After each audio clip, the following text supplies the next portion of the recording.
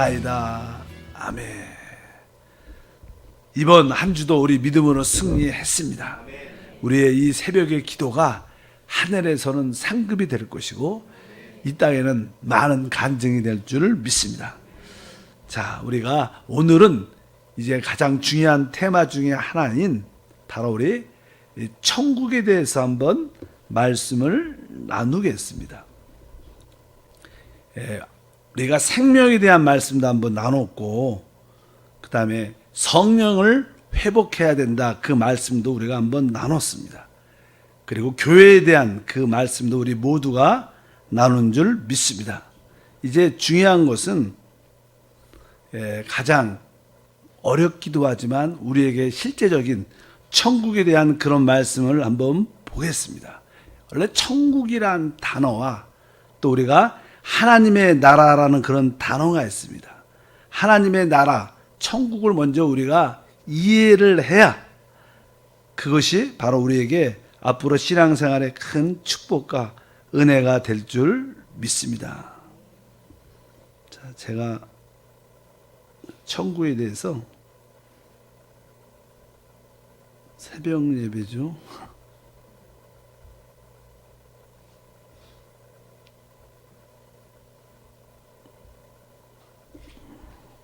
자, 우리 하나님 말씀을 한번 보겠습니다. 창세기 12장 1절에서 2절 말씀을 다 같이 한번 읽어보면, 야훼께서 아브라함에게 이르시되 너는 너의 고향과 친척과 아비집을 떠나 내가 내게 보여줄 땅으로 가라. 내가 너로 큰 민족을 이루고 내게 복을 주어 내 이름을 창대하게 하리니 너는 복이 될지라. 하나님께서 이제 아브라함을 택하시고 그에게 이제 복을 주시면서 내가 너로 큰 민족을 이루겠다. 여기서 말하는 큰 민족은 곧 하나님의 나라를 말합니다. 하나님의 나라를 너를 통해서 내가 세우겠다.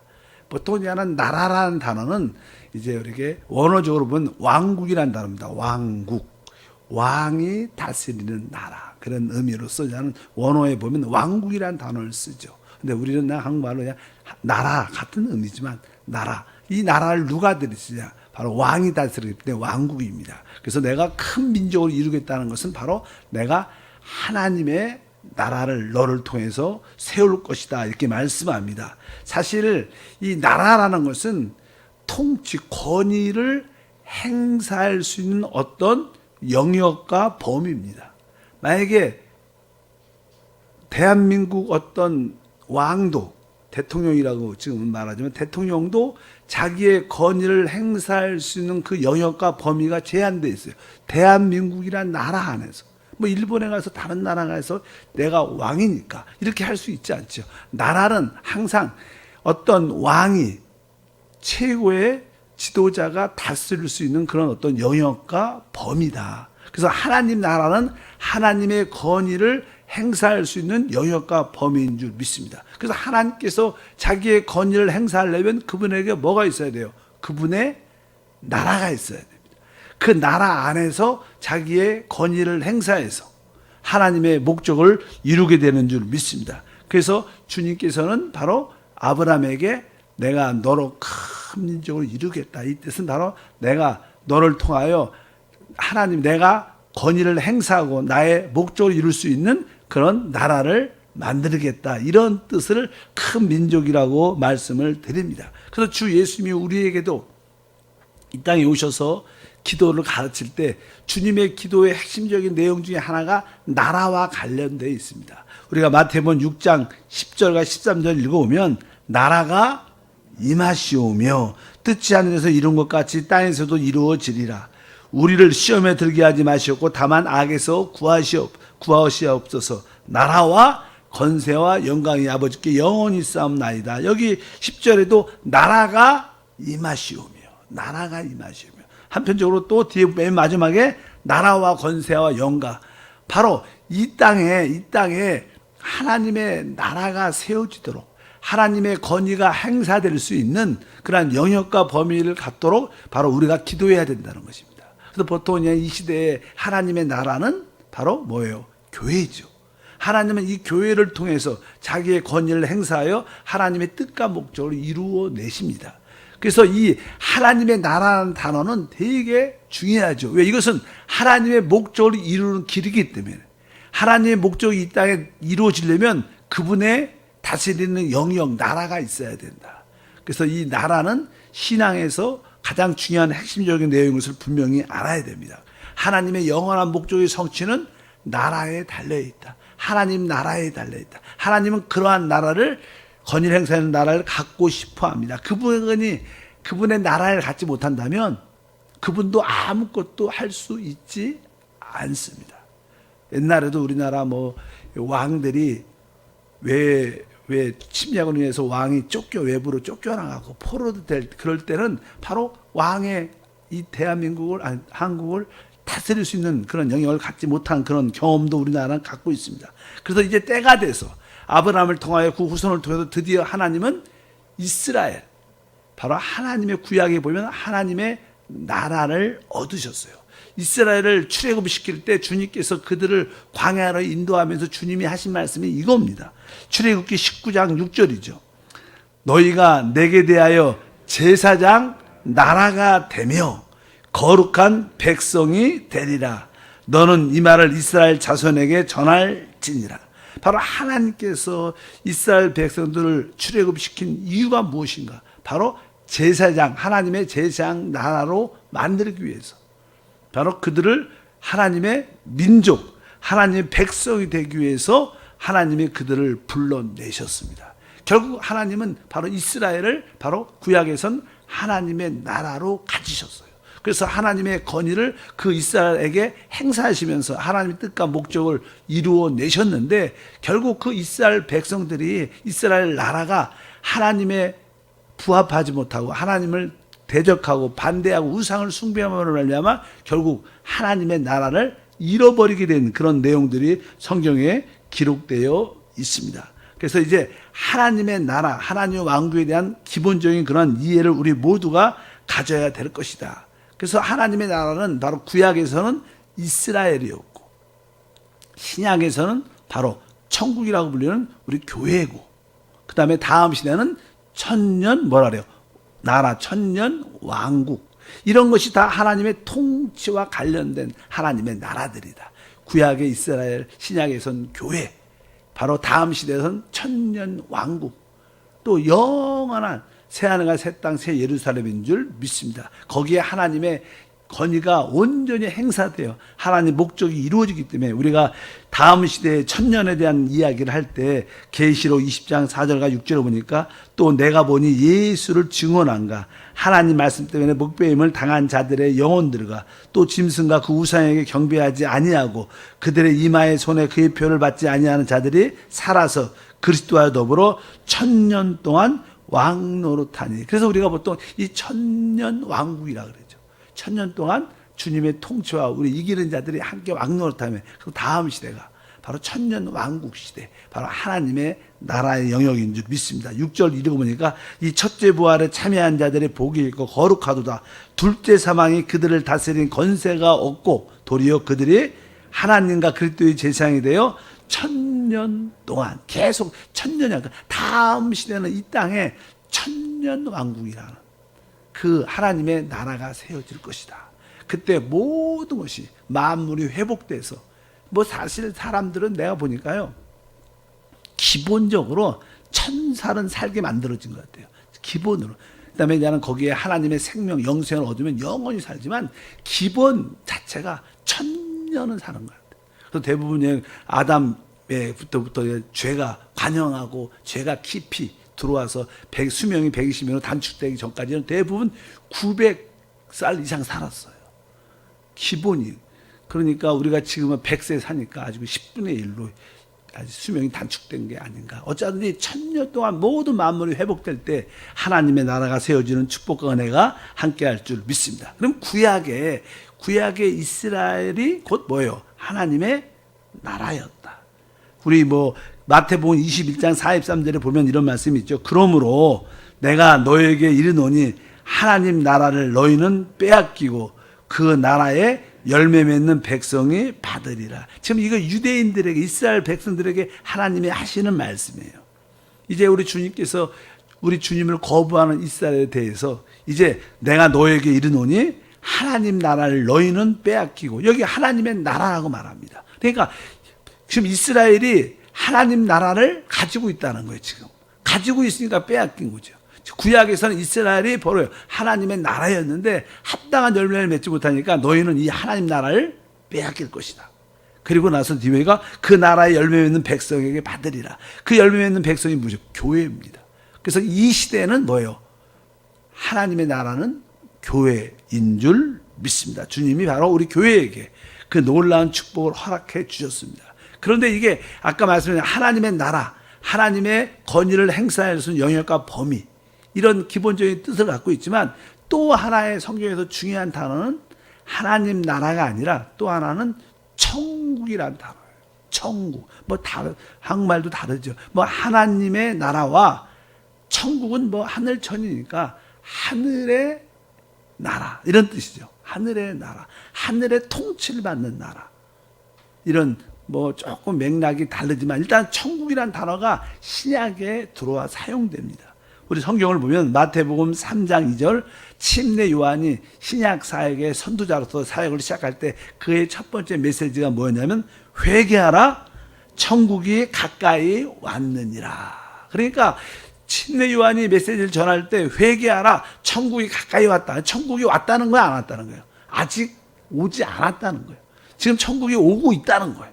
그래서 천국에 대한 메시지를 전하고 또 우리 주 예수님께서도 어떻게 해요? 이제 공생애를 시작하실 때 이제 그분의 첫 번째 메시지도 뭐냐? 마태복음 4장 17절 말씀을 읽으니까 이때부터 예수께서 비로소 전파하여 이르시되 회개하라 천국이 가까이 왔느니라 하시더라. 그래서 예수님도 복음을 전할 때 바로 메시지가 회개하라 천국이 왔다는 거 안 왔다는 거예요. 아직 안 왔다는 거예요. 오고 있다는 거예요. 그럼 천국이 어느 때부터 시작되는가? 우리가 그것을 분명히 알아야 될 줄 믿습니다. 주님은 제자들에게도 메시지를 전하고 복음을 전파시킬 때도 우리 마태복음 10장 7절에도 동일합니다. 가면서 전파하여 말하되 천국이 가까이 왔다 하고 이렇게 계속 천국에 대한 메시지를 강력하게 전합니다. 그리고 나서 이제 마태복음 16장에 쭉 가게 되면 이제 베드로를 향해서 주님이 말씀하는 베드로가 주는 그리스도시고 살아계신 하나님의 아들입니다. 그리고 주님께서 내가 이 반석 위에 내 교회를 세울 것이다. 이렇게 내가 이 반석 위에 내 교회를 세우는데 그 다음 절이 뭐냐면 19절 읽어보니까 내가 천국 열쇠를 내게 주리니 내가 땅에서 무엇을 매면 하늘에서 매일 것이요 내가 땅에서 무엇인지 풀면 하늘에서도 풀리라. 여기 보니까 내가 너에게 뭘 줘요? 천국 열쇠를 주겠다고 말씀합니다. 이 반석 위에 내 교회를 세우겠다 그 말씀하고 교회란 단어하고 이 천국이란 단어는 영적으로 하면 동의어입니다. 동의어. 내가 이 반석 위에 내 교회를 세우겠다. 그리고 나서 내가 너에게 뭘 준다는 거예요? 천국 열쇠. 그러니까 이 천국이란 기간이 어느 기간이냐? 그것은 사실 오순절날 성령이 마가다락에 부어지면서 교회가 시작될 때부터 그것을 뭐라 그래요? 천국이란 단어를 씁니다. 그래서 보통 하나님 나라는 영원 전부터 영원 후까지 전체 하나님의 권위가 행세되는 전체를 말하지만 천국이란 것은 그 중에 영원 전부터 영원 후까지 그 어떤 정해진 어떤 기간에 있는 거예요. 그러니까 예를 들어서 교회 시대부터 우리가 천년 왕국까지의 기간을 보통 우리가 하늘의 통치를 받는다 그래서 바로 천국이라는 단어를 써요. 이것이 보통 신학적인 성경의 해석입니다. 그래서 천국이라는 단어는 어느 때입니다. 오순절날 교회가 시작된부터 천년 왕국이 포함되어 천년 왕국 끝까지 그 기간을 뭐라 그래요? 천국 이렇게 보통 말합니다. 그래서 천국이라는 단어를 우리가 이해해야 하고 베드로가 이제 그 밖에 나가서 성령 세례를 받고 나서 복음을 전할 때 유대인들이 한 번에 5,000명, 3,000명 이상 놀란 영혼의 구원을 받은 것처럼 또 그의 메시지를 통해서 고넬료 이방인들이 구원을 받은 것처럼 바로 하나님의 역사가 함께하는 교회 시대부터 보통 우리가 천국이라고 단어를 쓰게 됩니다. 그래서 아까 말씀한 것처럼 이 반석 위에 내 교회를 세우는데 천국 열쇠를 주겠다 이런 뜻을 갖고 있습니다. 근데 이 천국의 실제, 천국은요 실제적인 어떠한 내적인 상태가 천국의 상태. 그래서 여러분들이 이게 산상수훈에 보게 되면 심령이 가난한 자는 복이 있나니 천국이 저희 것이다 이렇게 말해요. 그러니까 천국의 실제 맛을 보는 게 우리 영 안에 있습니다. 그러니까 우리가 심령이 가난할 때 천국을 소유하는 어떤 실제를 맛보는 그런 체험을 갖게 돼요. 우리가 핍박을 예수로 말미암아 핍박을 받으면요 생각보다 그것이 한편적으로 외부적으로는 고통과 아픔이지만 내적으로는 그 기쁨과 만족이 충만합니다. 여러분들 우리 복음을 전하가다도 이렇게 핍박받으면 처음에 기분이 언짢을지 모르지만 우리 안에 기쁨과 자유함과 행복이 있어요. 왜? 그래서 뭐예요? 천국의 하나의 속성들이에요. 그래서 천국은 실제로 우리가 이 땅의 교회 생활을 통해서 체험할 수 있습니다. 그걸 한편적으로 또 천국은 또 크게 외형적인 요소가 있어요. 천국 안에는 교회니까, 교회라는 의미를 갖고 교회니까 여기는 진짜 알곡이 있고 가라지가 있어요. 그 외형적인 이 기독교 계 안에는요 참되게 믿는 자들이 있고 거짓 가라지가 있는 게, 그래서 우리 씨 뿌린 비에 보면 뭐 알곡도 열리지만 가라지도 같이 열리는 거예요. 이 우리가 외형적인 교회의 모습, 다 세상에 교회가 많지만 다 교회라고 말은 하지만 사실 거기에는 참된 알곡도 있고 뭐가 있어요? 가라지가 있는 게 천국의 외형적인 모습입니다. 그리고 천국은 진짜 이 땅에 주님이 오실 때 나타나요. 그래서 천년왕국이라고 그래요. 그래서 천국이라는 단어는 그런 뜻을 갖고 있어요. 실제 속성을 내적으로 체험할 수도 있고 또 외형적인 모습도 갖고 있고, 그 다음에 결국 주님이 오실 때 천국은 이 땅에 진짜 나타난다. 그것을 우리가 확실히 알아야 될 줄 믿습니다. 그러면 이러한 천국에 어떻게 들어가느냐? 그것은 우리가 하나님 나라에 들어가는 것은 물과 성령으로 거듭나면 들어갑니다. 그렇죠? 믿음으로 들어가요. 거듭나면 들어가요. 그러나 천국은 믿음으로 들어가는 게 아니에요. 천국은 우리가 믿고 우리가 합당한 거룩한 의로운 생활을 해야지 들어가는 거예요. 그냥 성경에 대한 여기 내용이 쭉 기록돼요. 마태복음 19장 23절을 보니까 예수께서 제자들에게 이르시되 내가 진실로 너에게 이르노니 부자는 천국에 들어가기가 어려우니라. 부자가 못 간다 이런 뜻이 아니죠. 천국에 들어가는 것은 바로 거기에 합당한 생활의 모습이 있어야 된다는 것을 설명하기 위해서 그렇습니다. 그래서 요한복음 3장 3절과 5절에 이 하나님 나라는 어떻게 들어가요? 여기 다시 한번 읽어보니까 예수께서 대답하여 이르시되 진실로 진실로 내게 이르노니 사람이 거듭나지 아니하면 하나님 나라를 볼 수 없다. 예수께서 대답하시되 진실로 진실로 내게 이르노니 사람이 물과 성령으로 나지 아니하면 하늘나라에 들어갈 수 없다. 거듭나면, 성령으로 거듭나면 우리는 하나님의 나라에 은혜로 들어가게 됩니다. 그러나 천국은 어떠한 합당한 행위가 필요하다. 그러면서 3절에 7장 21절에 보니까 어떻게 들어갑니까? 나더러 주여 주여 하는 자마다 다 천국에 들어갈 것이 아니요 다만 하늘에 계신 아버지의 뜻대로 행하는 자. 아버지의 뜻대로 행하는 자가 천국에 들어갈 것입니다. 우리가 누구든지 주의 이름을 부르면 뭐 받아요? 구원을 받습니다. 근데 여기에 주여 주여 한다는 거, 이것이 주의 이름을 부르는 거죠. 그런데도 하나님의 나라에 구원을 받지만, 그러나 여기에 천국은 하나의 보상, 상급이기 때문에 이것은 합당한 생활이 있어야 돼요. 그래서 하나님의 뜻대로 행해야 된다. 그래서 18장 3절 읽어보니까 이르시되 진실로 너에게 이르노니 너희가 돌이켜 어린아이들 같이 되지 아니하면 결코 천국에 들어가지 못한다. 우리의 심령이 어린아이처럼, 여기서 어린아이라는 것은 여러 가지 의미가 있어요. 보통 이제는 어린아이하고 어른들하고 차이는요, 서로 어떤 일 때문에 마음이 상했어. 그렇잖아요. 부딪힐 때 봉사 때문에 서로 이렇게 교회에서 서로 마음이 상하면 어린 아이들은요, 어때요? 그냥 괜찮아. 그리고 아이들은 딱 돌아서면 또 그 금방 잃어버리고 웃고 그냥 친구가 돼요. 근데 사람들, 어른들은요, 조금 나에게 상처를 주고 마음이 안 들면 딱 마음에 뭐가 있어요? 이게 꺼리낌이, 좋지 않는 마음이 남아있어요. 용서하지 않는 마음이 남아있어요. 실제로 그렇죠. 아유, 다음에 보자. 속은 그렇게 안 해도 마음은 그래도 용서하지 않습니다. 그럼 어린아이들은 아주 단순해갖고 그냥 탁 잃어버리는 거예요. 그렇게 우리 심령이 가난함을 가져야 된다. 이런 의미도 갖고 있는 줄 믿습니다. 특별히 우리가 천국에 들어가려면 마태복음 5장 20절에 그 앞에 보면 뭐라고 써있냐면 내가 너에게 이르노니 너희의 의가 서기관과 바리새인보다 더 낫지 않지 못하면 결코 천국에 들어가지 못한다. 그러니까 천국에 들어가려면 적어도 여기 세 가지 항목이 있어요. 아버지의 뜻대로 행해야 되고, 두 번째는 너희의 의가 서기관이나 바리새인보다 더 뛰어나야 된다는 거예요. 그리고 우리가 어린아이 같이 돼야 된다. 어린아이 같은 그런 심령을, 마음을 용서할 수 있는 마음, 또 다른 사람들의 잘못을 잃어버릴 수 있는 그런 마음이 있어야 된다. 이런 자들이 어딜 들어가요?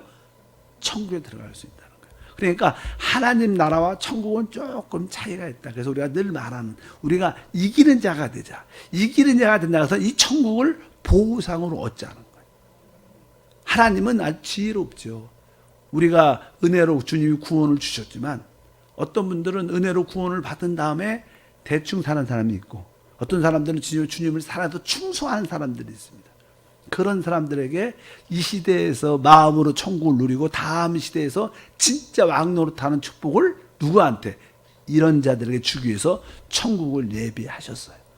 그래서 우리는 천국을 우리의 보상으로 추구하는 그런 삶을 살아야 될 줄 믿습니다.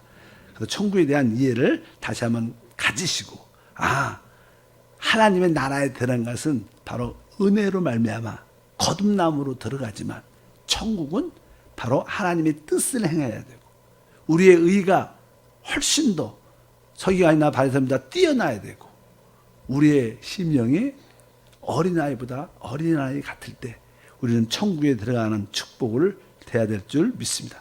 하나님 아버지 감사합니다.